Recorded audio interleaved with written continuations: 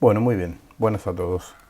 Vamos a empezar con la segunda unidad, con la segunda parte de la lógica, llamada apofántica, que es la lógica del juicio.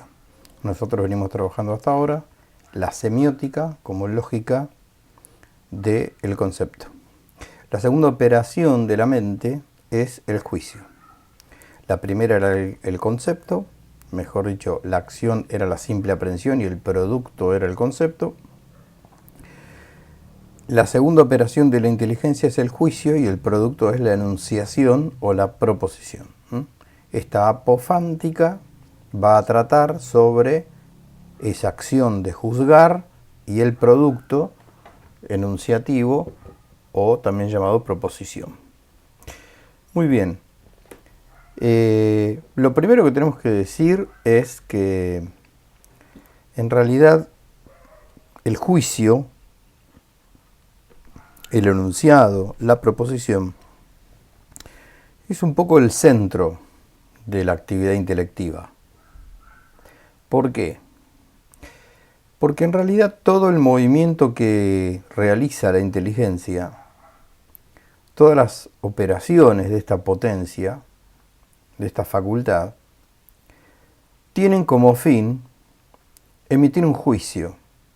Es decir, nosotros por juzgar vamos a entender esa acción de la inteligencia por la cual se afirma o se niega algo de algo. Yo puedo decir que A es B o que A no es B. Tanto el concepto como incluso el razonamiento, que es la tercera parte del año, van a tener como fin propio de la inteligencia el hecho de producir un juicio. Cada vez que razonamos, cada vez que estudiamos, cada vez que nuestra inteligencia se pone en funcionamiento, espontánea y naturalmente, termina emitiendo un juicio. Al decir que una cosa es de una manera o que no es de otra manera. Nosotros vamos a arrancar esta unidad usando esta definición que tenemos acá de Aristóteles. Aristóteles tiene 6 tratados de lógica, uno de ellos se llama, en griego, Perihermeneias, se suele traducir al español como de la interpretación, en donde él trabaja la lógica del juicio. Ahí encontramos una definición que clásicamente en los manuales se encuentra como acto del intelecto que compone afirmando o divide negando. La inteligencia toma por lo menos 2 conceptos y cuando los une afirmativamente los compone. Cuando los une afirmativamente los compone. Entonces yo digo, por ejemplo, A es B. La pared es blanca. Ahí hay una composición del concepto pared y del concepto blanco. Por medio del verbo es, digo, la pared es blanca. Aquí en el ejemplo tenemos otro.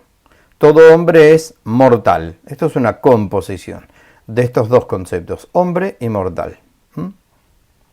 Después, cuando se lo representa en lógica formalmente, se suele poner que P es Q, todo P es Q, o todo A es B, todo alfa es beta, es lo mismo.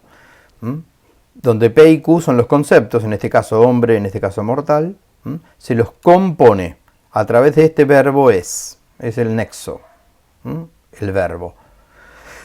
Nosotros al principio de año, cuando distinguíamos un concepto complejo de un juicio, decíamos que la clave estaba en ver cuál de los dos usaban algún verbo, al menos el verbo ser.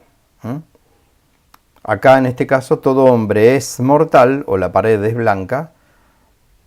Tenemos un juicio porque se está afirmando a través de este verbo que hace de cópula entre estos 2 conceptos y se afirma esto, que todo hombre es mortal.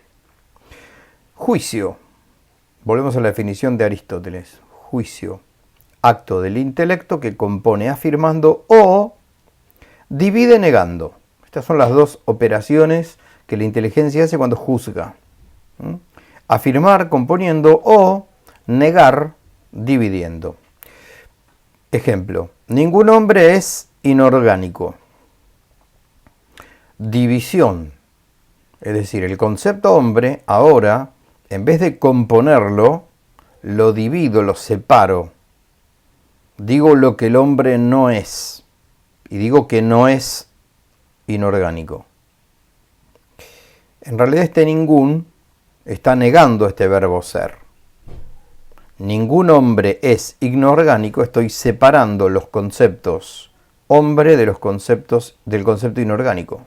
Estoy separando a todos los hombres de todos los seres inorgánicos y digo que ningún hombre es inorgánico. Esto también se podría decir de manera más evidente, todo hombre no es inorgánico. Sería más claro, pero nosotros no hablamos ni escribimos así. No decimos todo hombre no es inorgánico, decimos directamente ningún hombre es inorgánico. Entonces atención con este es, que en realidad este es un no es por el ningún. Repito, este es afirmativo, todo hombre es mortal. Ahora, cuando yo digo ningún hombre es inorgánico, este es en realidad es un no es por este ningún. ¿Me explico? Esto es una clarísima negación. Es una división de estos dos conceptos. Es decir, que el juicio está en esta acción de unir o separar al menos dos conceptos.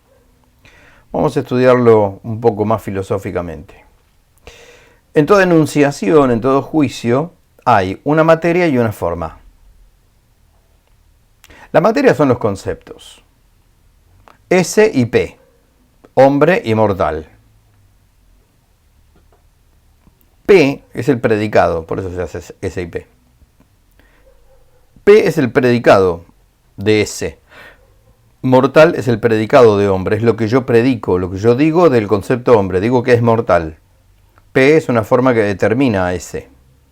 ¿Sí? Esta es la materia. Hombre y mortal.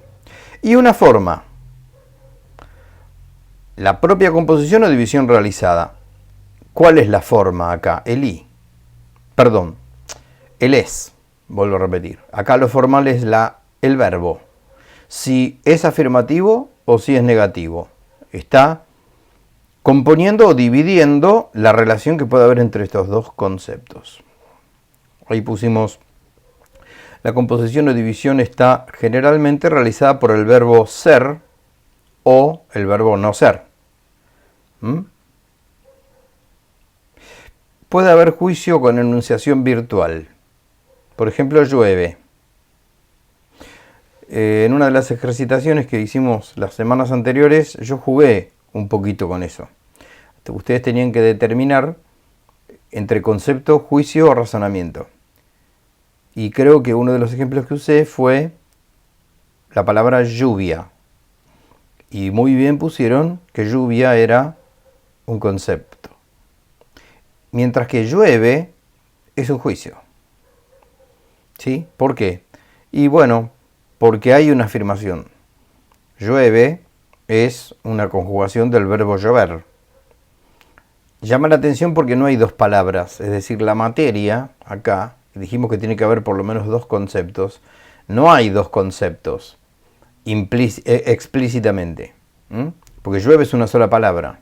Ahora, si lo pensamos, la expresión llueve o está lloviendo tiene un sujeto tácito, es decir, tiene implicada una atribución de un P a un S.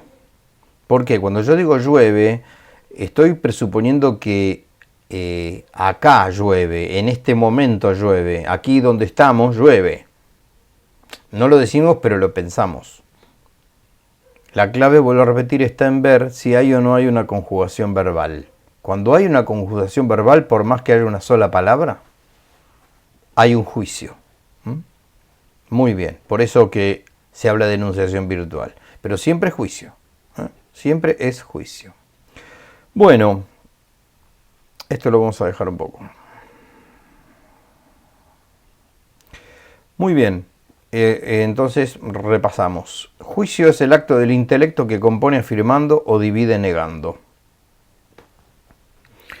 Bueno, nosotros en los manuales de lógica vamos a encontrar generalmente una clasificación de los juicios, ¿no?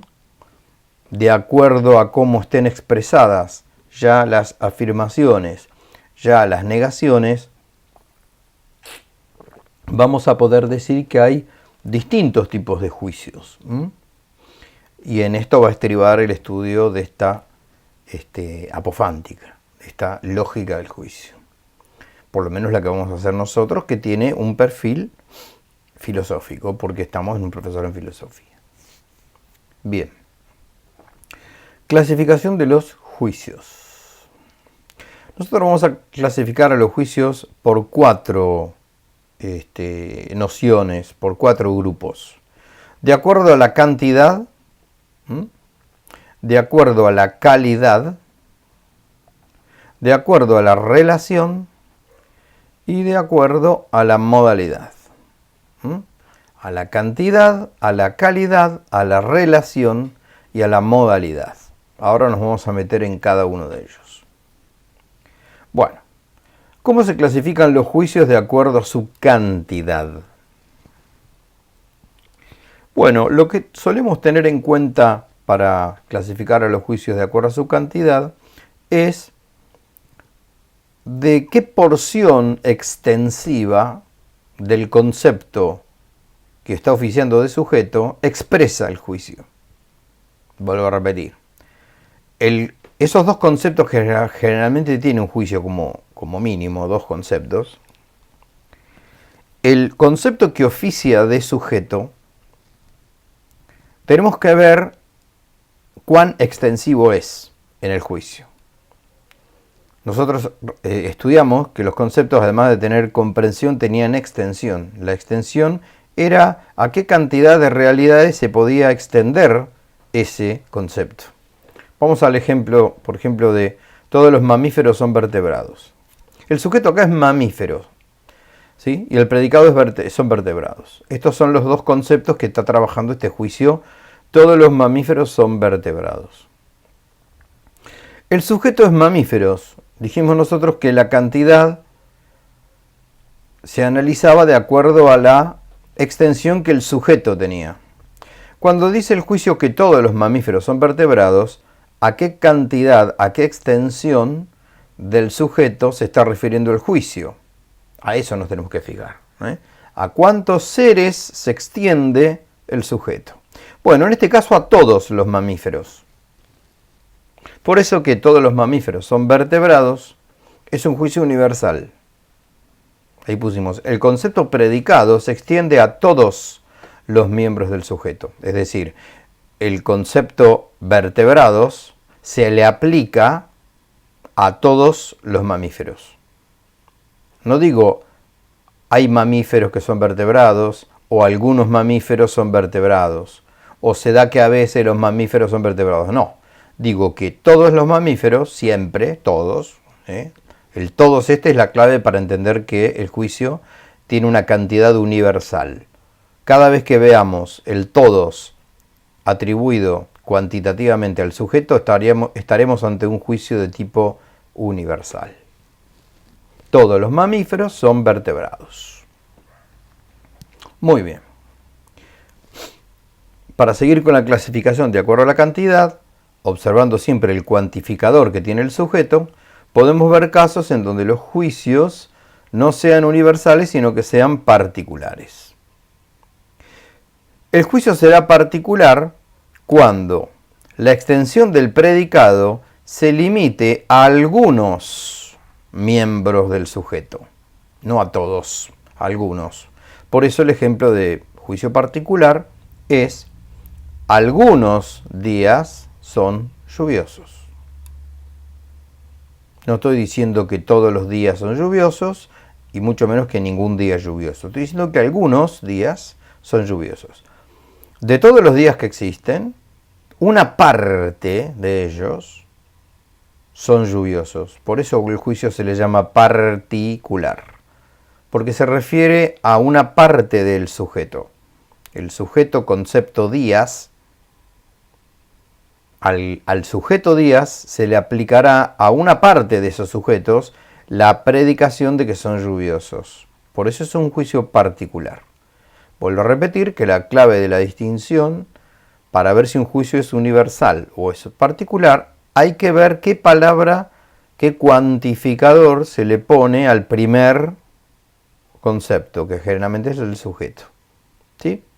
Esto es un juicio universal, todos los mamíferos, y este es un juicio particular, algunos días. Por otro lado, los manuales generalmente hablan de singulares. Además de universales y particulares, por su cantidad podemos decir que también existen juicios que son singulares. ¿Cuándo un juicio es singular? Bueno, cuando el predicado se atribuye a un solo individuo. No ya a una parte ni a todos, sino a uno solo. Y yo digo, Pedro es un mentiroso. El sujeto acá es Pedro. Pedro es un singular, es una persona concreta. Cada uno de nosotros somos seres singulares. Los objetos que nos rodean son singulares. Cuando los agrupamos, podemos hablar de una particularidad. Entonces yo puedo decir, algunas gomas de borrar borran lápiz y tinta. Pero cuando yo hablo de la goma esta que tengo acá en el escritorio, es un singular. Yo digo, esta goma, esta que tengo acá en el escritorio, sirve para borrar lápiz y tinta o sirve para borrar lápiz solo. Es decir, extensivamente, cuantitativamente, lo singular se le atribuye a un solo ente, a un solo ser. Nosotros somos singulares. De ahí es que habitualmente en nuestro lenguaje digamos, y fulanito tiene una singularidad, tiene una personalidad muy singular. En realidad todos tenemos una personalidad muy singular, pero cuando en el lenguaje habitual decimos eso es porque estamos haciendo notar que vamos a hablar de una característica muy propia que se da en él y no es fácil encontrarla en muchos. Y fulano es una persona muy singular. Como diciendo, tiene una característica que en realidad no es fácil encontrarla en los demás. La singularidad de Pedro no puede ser argentino. Que si bien Pedro es un singular y es argentino, por ejemplo, pero generalmente cuando en ese modo de hablar hablamos de que Pedro tiene cierta singularidad, vamos a hablar entonces de una característica que no es muy fácil encontrar en las personas. Bueno, volvamos al planteo nuestro que no tiene que ver con esta aplicación coloquial del término singular. Nosotros siempre nos vamos entonces a referir a la cantidad del juicio de acuerdo a qué cuantificador tenga el sujeto. Acá, como estoy hablando de Pedro, no uso ningún cuantificador, no digo este Pedro o un Pedro. Con que yo diga Pedro ya es suficiente para que el otro entienda que estoy hablando de un solo individuo, de un solo ser. Mientras que cuando yo digo algunos días no hablo de un solo día, y mucho menos cuando hablo de todos los mamíferos. ¿Está? Bien. Colorín colorado, el juicio se clasifica por su cantidad de acuerdo a la extensión que presente el sujeto del juicio. ¿Está? Muy bien. Vamos a seguir. La segunda categorización para clasificar juicio dijimos que era la calidad. El juicio se clasifica por su calidad cuando se presta atención a qué tipo de nexo une o separa los conceptos en juego. Todo juicio estaba formado por uno o más conceptos, generalmente dos. Generalmente dos. Entonces, acuérdense que llueve tiene un solo concepto y era un juicio. Por eso hago la aclaración. Ahora, yo lo que tengo que ver para ver la calidad del juicio es si está afirmando, es decir, que como decía Aristóteles al principio de la definición, si está componiendo, si compone afirmando, se divide negando.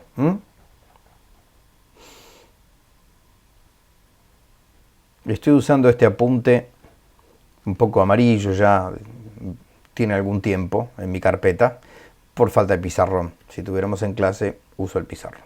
Bueno, muy bien.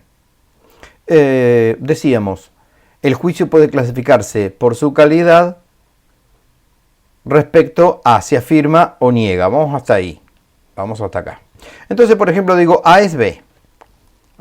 Ya no me importa si todo A, algún A o este A. Cuando yo digo A es B, esto es un juicio afirmativo. Clarísimamente. ¿Por qué? Y porque el verbo ser está dicho afirmativamente. Yo digo que Juan es argentino. Afirmo que Juan es argentino. Mientras que cuando es negativo, en vez de decir es, digo no es.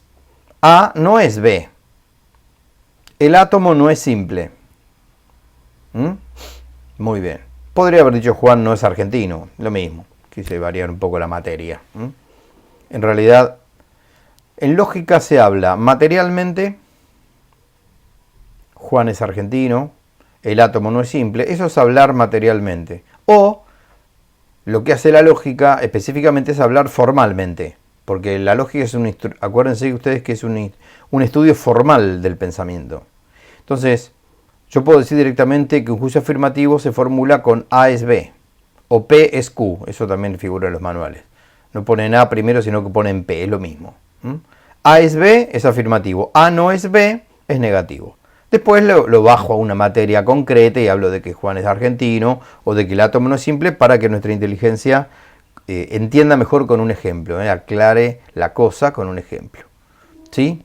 Bien, hasta aquí estamos. Juicios afirmativos, juicios negativos. Fíjense que nosotros no hemos prestado atención a los cuantificadores.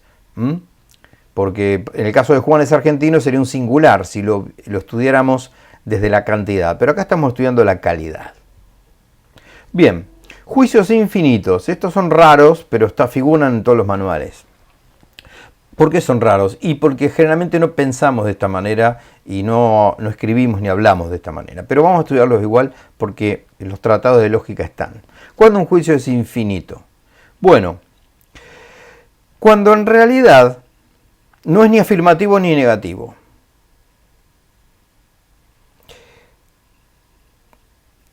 Lo que se predica es una infinitud de posibilidades a las que queda abierto el sujeto. Ahí creo que entre paréntesis lo puse. Queda abierto a un número infinito de posibilidades. A está abierto a una infinitud de cosas que no es. Porque A es no B. A es no B, A es no C, A es no D, etcétera, etcétera, etcétera. ¿Sí? Por ejemplo, a ver. El pájaro es no mamífero. Cuidado que no está diciendo que el pájaro no es mamífero. Está diciendo que el pájaro es un no mamífero. Ya no mamífero, pensar en no mamífero es indirecto. Porque nuestra inteligencia primero piensa lo afirmativo. Yo no puedo pensar en... Lo primero que puedo hacer no es pensar en no mamífero.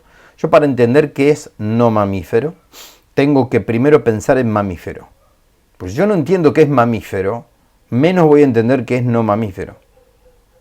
Repito, la inteligencia primero afirma, en segundo movimiento niega lo que sea, mamífero o cualquier otro concepto. Entonces cuando yo digo que el pájaro es un no mamífero, pensémoslo materialmente, biológicamente. El pájaro es un no mamífero. Y sí, está bien, es verdadero el juicio.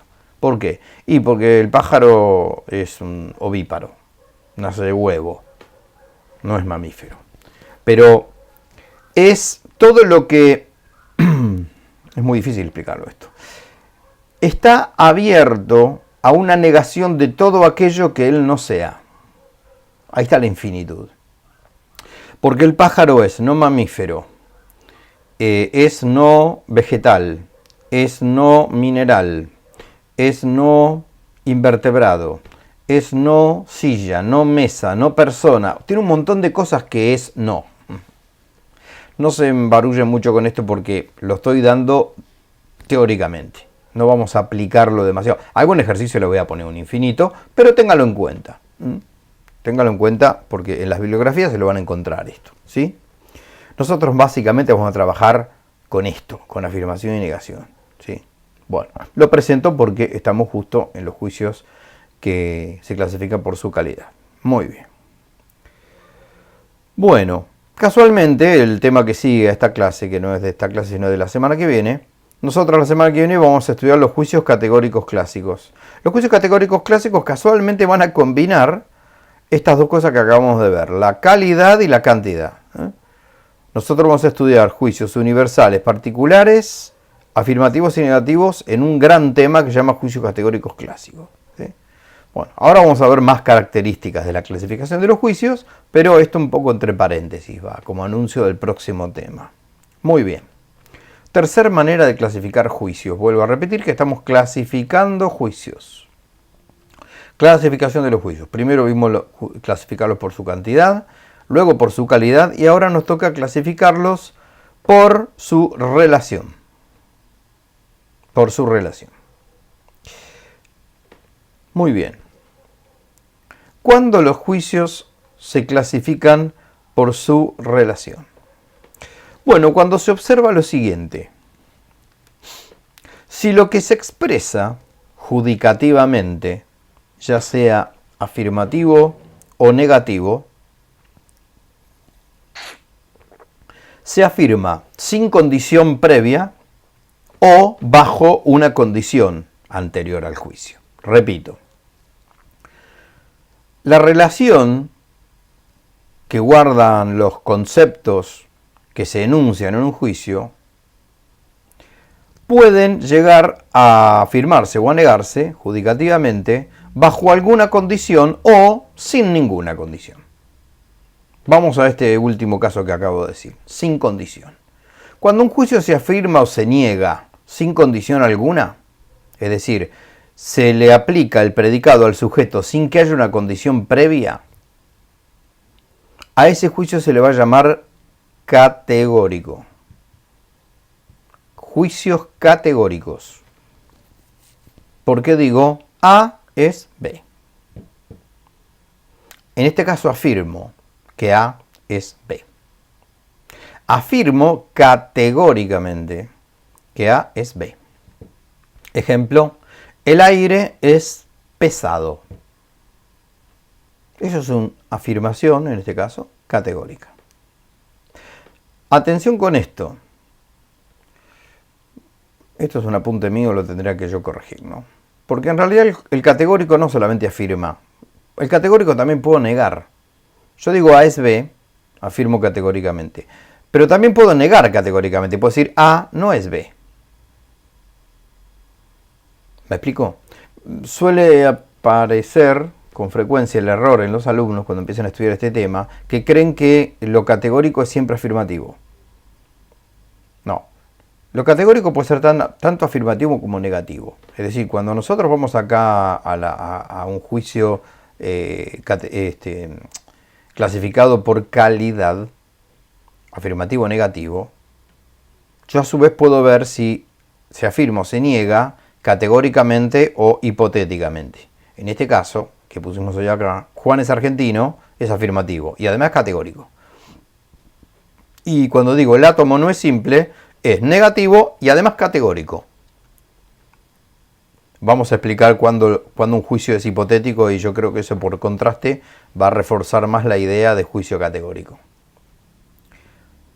En cambio, por relación, yo puedo decir que un juicio es hipotético. Habíamos hablado de que jugaba un papel muy importante la condición. A estos juicios a veces se los llama condicionales a los hipotéticos, pero vamos a darle el nombre que generalmente se le da al principio. Un juicio hipotético afirma bajo condición el predicado del sujeto. Si A, entonces B. Ese sí, en gramática, se le llama condicional. ¿Vieron que no tiene acento? No tiene tilde. Es un sí condicional. Condición, ¿ven? Bajo condición. Es una hipótesis. Si se da A, entonces se dará B. Eso estamos pensando cuando decimos si A, entonces B. Ejemplo, si estudio, aprobaré el examen. Si Aníbal invade Roma, seguramente caerá el imperio. Es un condicional. Son dos ejemplos de hipotéticos. Yo no estoy ni afirmando ni negando categóricamente. Yo le estoy poniendo una condición. ¿A qué? A este aprobaré el examen, yo le estoy poniendo un condicional. ¿Cuál es? Que tengo que estudiar. Siempre y cuando estudie, aprobaré el examen. Yo no estoy diciendo voy a aprobar el examen. Eso sería un juicio categórico. Yo digo voy a aprobar este examen. Es una categorización.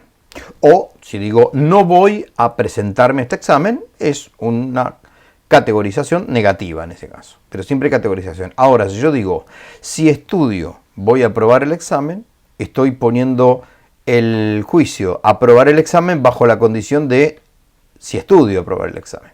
Por eso se llama hipotético o condicional, también se le llama. ¿Está? Nosotros solemos en el habla común usar como condicional la siguiente expresión. Si la vista no me engaña, allá viene caminando fulanito. Distinto es que yo diga, ah, mira, allá viene caminando fulano. Ya está llegando, lo veo desde acá. Eso lo estoy diciendo categóricamente, pero si yo digo, si la vista no me engaña, o si no me equivoco, ahí viene caminando Juancito, ahí ya estoy ante un juicio hipotético. ¿Por qué? A que el que viene caminando sea Juancito, le estoy condicionando de si la vista no me engaña. ¿Me explico? ¿Sí? Bueno, eso entonces usamos para distinguir lo categórico y lo hipotético. Lo categórico afirma o niega sin condición alguna y lo hipotético afirma o niega bajo una condición previa. Perfecto. Muy bien. Otra manera de seguir clasificando juicios de acuerdo a su relación. Esto es más complicado, ¿no?, que lo anterior. No solamente pueden ser categóricos o hipotéticos, sino que además pueden ser juicios conjuntivos o disyuntivos. Siempre estamos clasificando de acuerdo a su relación. ¿Cuándo un juicio es conjuntivo? Bueno, cuando en realidad se juntan dos juicios a través de un nexo y se afirman o se niegan dos cosas. Yo digo A y B. Acá A es un juicio, no es un concepto. Y B es un juicio, no es un concepto. Es decir, en una conjunción en realidad hay dos juicios. Porque yo digo, por ejemplo, llueve y hace frío. Ahí hay dos afirmaciones. La primera afirmación es que llueve. Esto es un juicio, no un concepto, por más que sea una sola palabra. Hoy lo vimos arriba el ejemplo. Está lloviendo. Ahora acá está lloviendo. Llueve, digo. Y además de llover, hace frío. Es decir, acá hay dos juicios que están conjuntos. Son conjuntivos por esta I. La I los hace conjuntivos. Juicios conjuntivos y o sería lo mismo, en este caso, disyuntivos. ¿Cuándo es disyuntivo un juicio? Cuando en vez de tener una I, yo entre A y B pongo una O. Disjunto, los separo. O A o B. A o B. ¿Es de noche o sale el sol? Una de dos. Ya esta O disyunta. No permite que se den estos dos juicios a la vez. Porque si es de noche no sale el sol. Y si sale el sol no es de noche. Está claro. ¿Sí? Muy bien. Esto es una cópula de dos juicios en la conjunción. Y esto es una disyunción con una O. ¿Está? Repasamos. Juicio puede clasificarse por relación. Ya porque sea categórico o hipotético o porque sea conjuntivo o disyuntivo. ¿Sí? Muy bien. Bueno, sigamos un poco más. Falta todavía por modalidad. Es la última clasificación. Esta tenemos que prestar un poco más de atención porque es más difícil. Los juicios a su vez pueden clasificarse por su modalidad. Bueno, acá se observan en apofántica otras cuestiones lógicas de cuando se afirma o se niega algún juicio. Vamos a trabajar de a pares en la modalidad, de a pares. De acuerdo a la modalidad, ustedes no solamente en los manuales de lógica, sino en toda la carrera de filosofía se van a encontrar con juicios apodícticos o necesarios, con juicios asertóricos o contingentes, con juicios problemáticos, con juicios analíticos, con juicios sintéticos y sí, con juicios per se y juicios per accident. Vamos a ver si hoy, no creo que veamos todos, pero vamos a ver la mayoría de estos. Siempre estamos hablando de los juicios por modalidad. ¿Cuándo un juicio es apodíctico necesario? Bueno, acá en realidad esto es sinonímico. Es lo mismo decir apodíctico que necesario. No es una oposición, al contrario. Es llamar de dos maneras distintas a lo mismo. Vamos a ver por qué. Cuando se da una relación forzosa o necesaria entre el sujeto y el predicado, estamos ante un juicio apodíctico o un juicio necesario. Veamos. El producto de dos números positivos es otro número positivo. Esto es un enunciado de la matemática, de la aritmética, ¿no? La multiplicación es el producto de dos números positivos, o sea que no sean negativos, siempre va a dar otro número positivo. 2 por 2, 1 por 1, 3 por 3, 4 por 4, 20 por 20, 1000 por 1000, siempre nos va a dar un número positivo. Recién recuerden cuando estudian matemáticas, recién cuando pongo uno de los términos negativos, hace más por menos, menos. Pero siempre más por más es más. Luego, este juicio, el producto de dos números positivos, este es el sujeto. El producto de dos números positivos, esto es el sujeto. Este es el nexo, otro número positivo. A ver, separemos. Hoy hablábamos de materia y de forma en el juicio, ¿no? De materia y de forma. Decíamos A es B. El producto de dos números positivos es A. Acá es más difícil este juicio, ¿no? Porque tiene más palabras, pero el juicio es, el concepto es el producto de dos números positivos. Es un concepto complejo. A es B. B es otro número positivo. A es B. El producto de dos números positivos es otro número positivo. Ahí está el juicio afirmativo, categórico si lo quiere. Afirmativo y categórico. Pues yo no estoy diciendo, si se dan determinadas condiciones en la matemática, el producto de dos números positivos es otro número positivo. No, eso es en un condicional o un hipotético. Pero acá lo estoy afirmando, está el verbo ser, categóricamente. No lo hago depender de ninguna condición previa para decir que el producto de dos números positivos es otro número positivo. Ahora, ¿dónde está la necesariedad o la relación forzosa, como decíamos acá arriba? Que esto se da sí o sí. Esto es lo que tiene la matemática. En la matemática las cosas se dan sí o sí. Así. ¿Sí? Es decir, no es que a veces el producto de dos números positivos es otro número positivo. Siempre es así. Siempre lo fue, lo es y lo será, desde que la matemática es matemática. Pasarán los siglos, pasarán la ciencia, los estudios, y esto va a pasar siempre.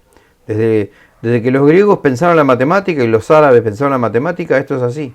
Y antes también, porque siempre lo positivo en números, la operatividad de multiplicación o de suma de números positivos, dio como resultado otro número positivo. Sigamos, vamos más a la metafísica ahora que a la matemática. El todo es mayor que la parte. Esto es un enunciado metafísico clásico. Acá también se da necesariamente que el todo sea mayor que cualquiera de sus partes. Pues yo digo una lapicera. El todo de la lapicera es toda la lapicera. El capuchón, el tanque, el plástico, el taponcito, todo. Es mayor, es más grande que cualquiera de sus partes.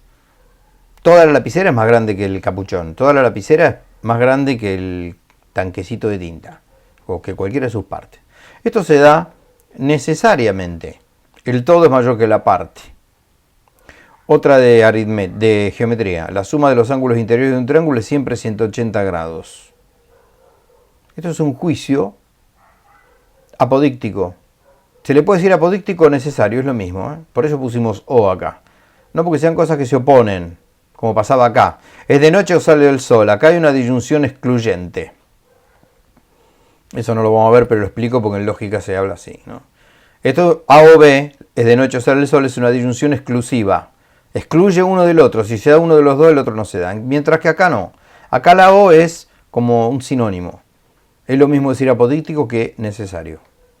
Necesariamente, cada vez que se sumen los ángulos interiores de un triángulo, la suma va a ser 180 grados, sea el triángulo que sea. Vamos a dar algunos ejemplos de juicios apodícticos o juicios necesarios más próximos a nuestra realidad. Si yo digo que la vaca es un mamífero vertebrado, también es un juicio necesario, porque en la naturaleza de la vaca está ser siempre un vertebrado mamífero. Si no fuera un mamífero vertebrado, nos confundimos animal, no era una vaca, era una serpiente, un gusano, pero no era una vaca. ¿Sí? Es como que yo diga, todos los hombres son racionales. Eso es un juicio necesario, porque en la naturaleza humana está la racionalidad. ¿Sí? Sí o sí se da la relación forzosa o necesaria. Establecen relación forzosa o necesaria. Ahí tenemos los juicios apodícticos.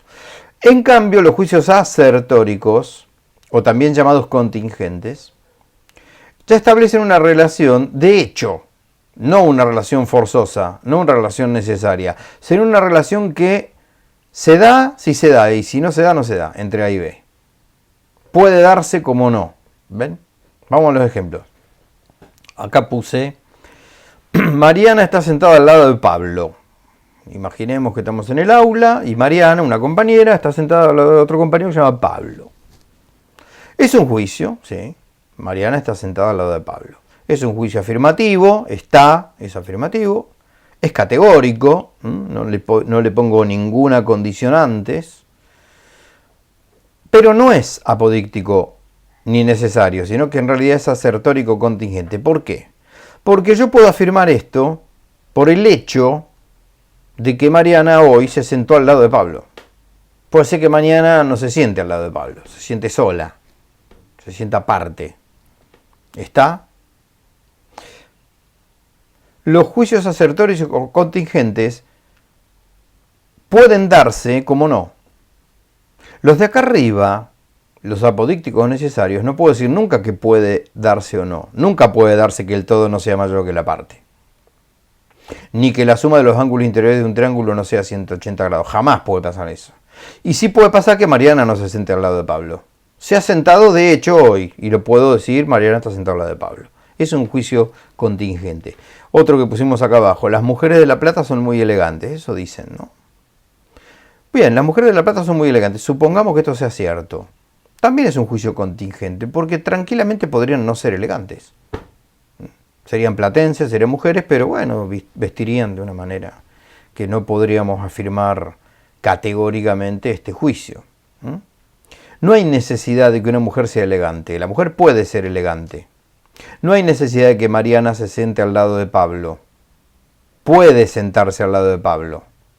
Pero sí hay necesidad que el todo sea mayor que la parte. O que el producto de un número positivo siempre sea otro número positivo. Ahí radica, de acuerdo a la modalidad,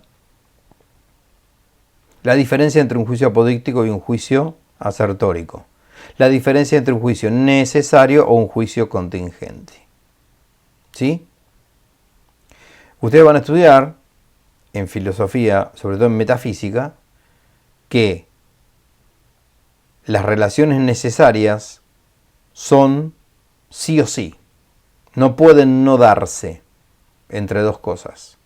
Mientras que las contingentes pueden no darse. Aunque se estén dando, podrían no darse. Nosotros solemos explicar en metafísica nuestra propia existencia. Decimos que la existencia de todos los seres creados es una existencia contingente. ¿Por qué? Porque existimos y podríamos no existir. Todos. Nosotros, todas las personas del mundo, todos los objetos del mundo son contingentes. Porque existen, acá están, los tenemos, los vemos. Pero podrían no existir. El mate, yo acá tengo un mate.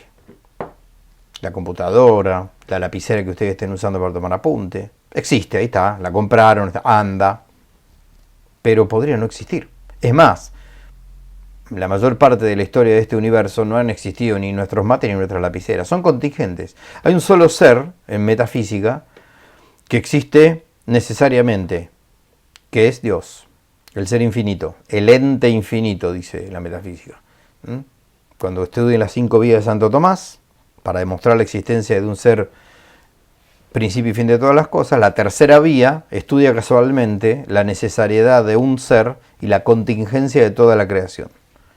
Si no existiera un ser necesario, dice Santo Tomás, no existirían seres contingentes. Es muy interesante, eso lo van a ver seguramente en la materia de introducción que ven con el profesor Mayocchi. Bueno, otras maneras de clasificar juicios por su modalidad. El problemático lo vamos a dejar para más adelante porque como tema aparte tenemos que ver la problematicidad de los juicios. Juicios analíticos y juicios sintéticos. Muy bien. Cuando un juicio de acuerdo a su modalidad es analítico. Bueno, ahí escribimos. Son aquellos juicios en que P se obtiene analizando S. Vamos hasta ahí. Es decir, el predicado sale, se obtiene racionalmente por un análisis del sujeto. Vamos al ejemplo. Todo hombre es racional, ese es un juicio analítico. ¿Por qué todo hombre racional es un juicio analítico? ¿Por qué digo que P, que es acá racional P, por qué el concepto racional se obtiene analizando el concepto S, es decir, el concepto hombre? ¿Por qué la racionalidad brota del análisis del concepto hombre? Bueno, si yo hago una profundización intelectual del concepto hombre, me voy a encontrar con un montón de notas comprensivas, con un montón de notas esenciales del concepto hombre, entre los cuales va a estar, en última instancia, el más comprensivo de todos, que es racional. Esto lo vimos el otro día cuando concatenamos notas comprensivas.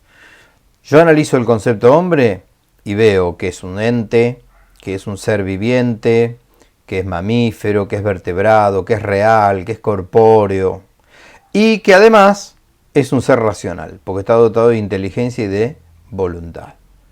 Entonces, por el análisis del sujeto, analizando ese es sujeto, analizando ese, obtengo P. Por eso es el juicio analítico. Todo hombre es racional, es un juicio analítico. Toda vaca es un mamífero, también es un juicio analítico. Porque yo analizo el concepto vaca, me voy a encontrar que todas las vacas tienen vértebras. Y si tienen vértebras, son vertebradas.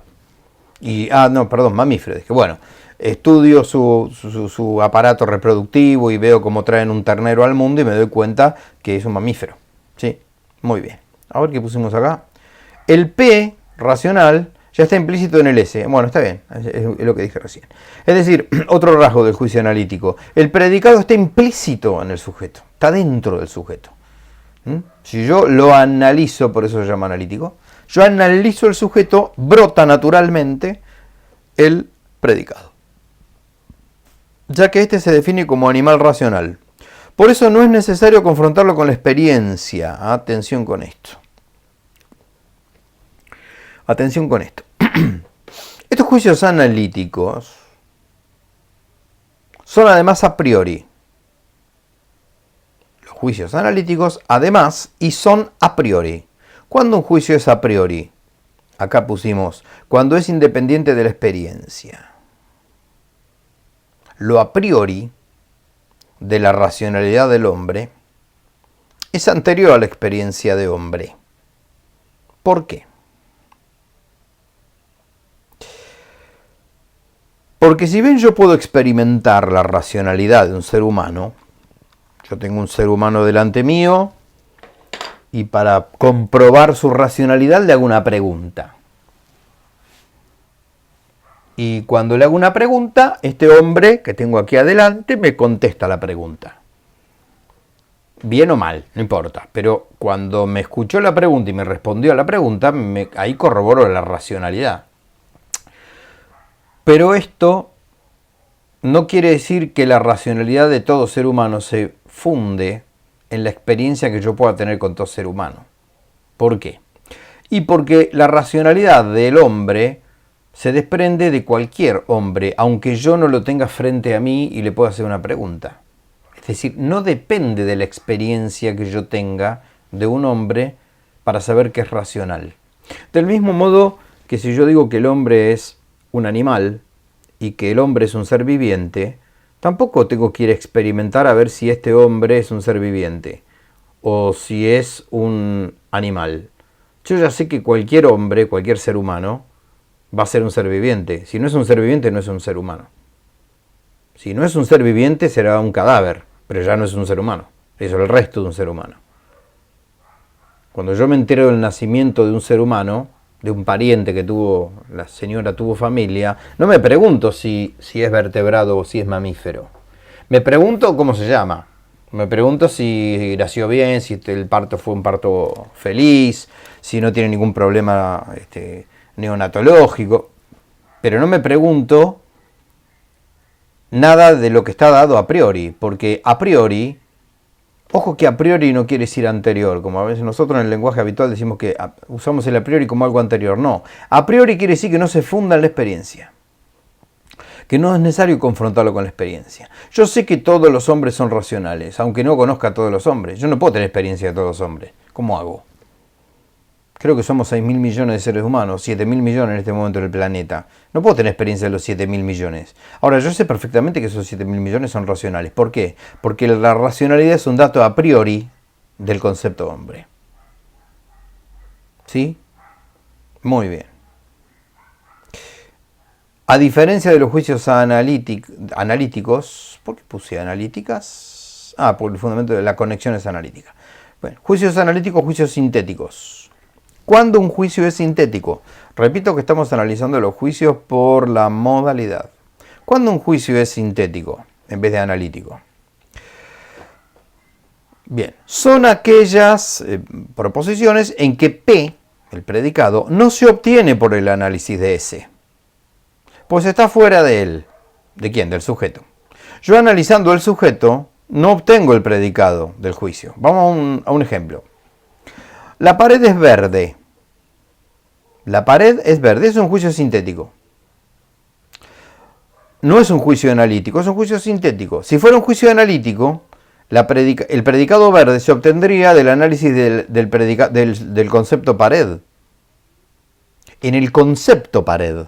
No en esta pared que yo puedo tener acá delante mío, que podría ser verde. En el concepto pared no está el color de la pared. Porque si la pared es verde, es blanca, es tan pared como la pared verde, ¿me explico? Si tengo que ir para el verde de la pared, me tengo que salir del análisis conceptual de pared y tengo que ir a experimentar a ver de qué color la pintaron. Si la pintaron verde o la pintaron verde y blanca, o la pintaron amarilla. Por eso el juicio sintético es además a posteriori. Por eso el juicio sintético es a posteriori. ¿Qué quiere decir a posteriori? Tampoco quiere decir después, como solemos usarlo. En filosofía, a posteriori quiere decir que está fundado exclusivamente en una experiencia que yo tengo. En este caso de la pared. Yo para ver si la pared es verde o no es verde, tengo que ir y ver la pared. Me tienen que prender la luz, me tienen que llevar hasta donde esté la pared y yo digo, sí, la pared es verde. No, la pared es blanca. ¿Está? Eso es un juicio a posteriori porque sí se funda en una experiencia. Hasta que yo no tenga la experiencia sensible de qué color está pintada la pared, no voy a poder nunca afirmar que la pared es verde o que la pared no es verde. ¿Sí? Ahí está lo a posteriori. Retomemos. Los juicios son analíticos cuando el predicado se obtiene por el análisis conceptual del sujeto. Los juicios son sintéticos cuando el predicado no se obtiene por el análisis conceptual del sujeto. A su vez, se dice que los analíticos también son a priori porque para afirmarlos no necesito fundarme en la experiencia.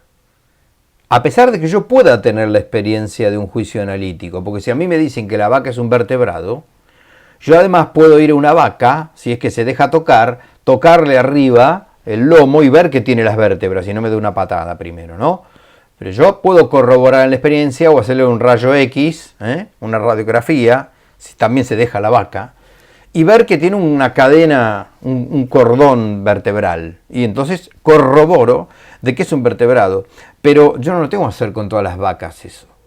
Yo ya sé que por ser vaca es vertebrado. Mientras que en el juicio sintético tengo que, sí, para poder decir, por ejemplo, que la pared es verde, tengo que ir a experimentar si esa pared evidentemente la han pintado de verde o la han pintado de ese color.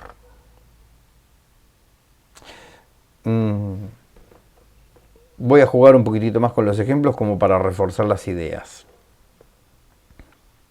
Si yo dijera, en vez de que la vaca es vertebrada, si yo dijera la vaca está enferma, ahí pensemos, ¿es un juicio analítico o es un juicio sintético? ¿Es un juicio a priori o es un juicio a posteriori? La vaca está enferma. Respuesta. La vaca está enferma no puede ser nunca un juicio analítico. Porque yo estudiando el concepto vaca, no puedo afirmar si esta vaca está sana o está enferma. Que la vaca está enferma es un juicio sintético. ¿Por qué? Porque no está incluido en el concepto vaca el estar enferma hoy acá, en este momento. ¿Está? Casualmente, la vaca está enferma, tampoco es un juicio a priori, porque no puedo prescindir de la experiencia para ver si la vaca está enferma. Para saber si la vaca está o no está enferma, tengo que llamar a un veterinario que experimente por medio de análisis qué es lo que tiene la vaca. Y el veterinario va a decir, sí, bueno, mire, por este análisis, por la temperatura, por X cosa, esta vaca tiene tal enfermedad. Hay una fundación empírica, es decir, hay una experiencia de la cual depende el juicio. Por eso la vaca está enferma es un juicio sintético y es un juicio a posteriori.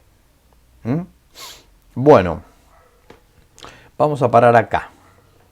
Esto, en esta modalidad de video, sucede de una manera mucho más comprimida y corta, a pesar de que creo que ya llevo una hora, de explicar las cosas. Les ruego, por favor, que todas las preguntas que se les suscite esta explicación, me las hagan llegar por los modos habituales que nosotros solemos tener. Bueno, muy bien. En síntesis, hemos analizado. Primero, hemos visto qué es juicio en lógica. ¿Cuál es la definición? Aquí está. Hemos visto que tienen una materia los conceptos y tienen una forma, el modo en que los conceptos están relacionados. Y en base a esto, hemos analizado que los juicios se pueden clasificar o bien por la cantidad, en universales, particulares o singulares, bien por la calidad, afirmativos, negativos o infinitos, o bien por la relación, categóricos o hipotéticos, conjuntivos o disyuntivos. Por último, hemos clasificado los juicios por su modalidad en apodícticos o asertóricos, analíticos o sintéticos. Muy bien. Muchísimas gracias y Dios mediante nos vemos la próxima.